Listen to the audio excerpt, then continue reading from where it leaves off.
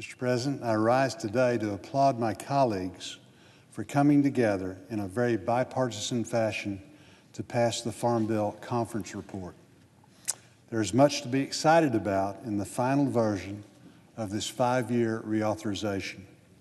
First and foremost, the Farm Bill will bring much-needed certainty and predictability to farmers and ranchers over the next 5 years. This is especially important given the intense pressure our agriculture producers are facing. If you look at the numbers across the nation, net farm income is approximately half of what it was when we passed the last Farm Bill. Farm bankruptcies are up by 39% since 2014.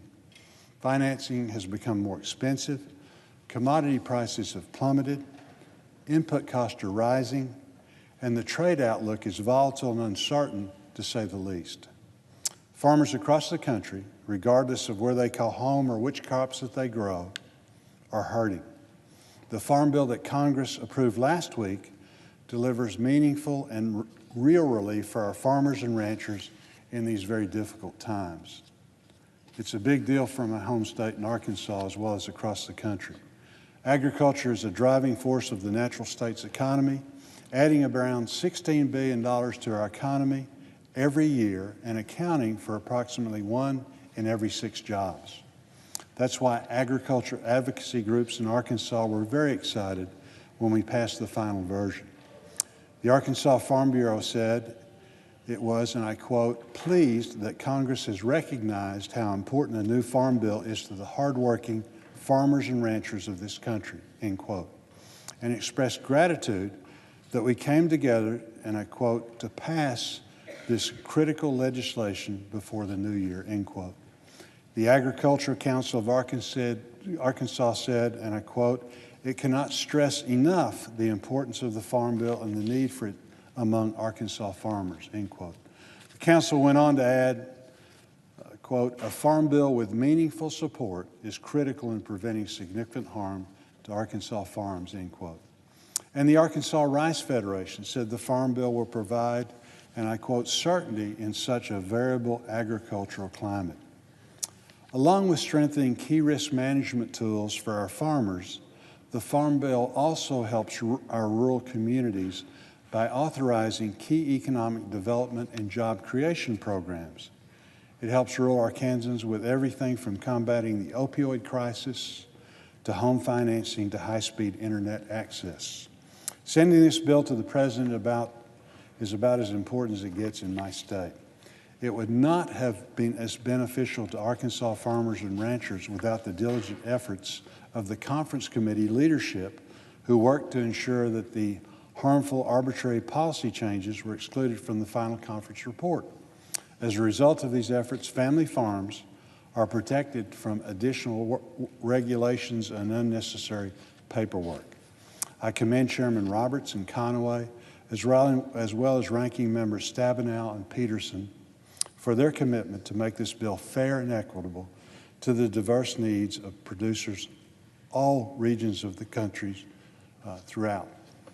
And again, as always, Mr. President, special thanks to the staffs that do so much hard work around here to get these things done. It was a heavy lift. They worked hard to ensure we would get this done before adjourning this Congress. I would also like to thank them for their willingness to include provisions that I advocated for in the conference report. The elimination of all state performance bonuses in SNAP is something I pushed for in the last Farm Bill. I'm pleased that this time we got it included.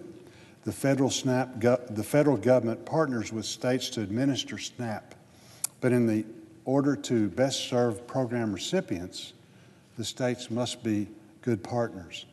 Unfortunately, states have exaggerated their performance to receive these bonuses. This policy change saves $48 million per year. It is a smart reform we made in this bill.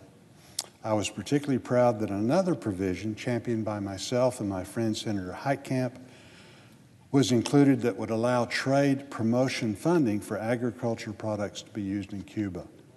This is a big win for our farmers and ranchers who have consistently been working to open up more access to the Cuban market.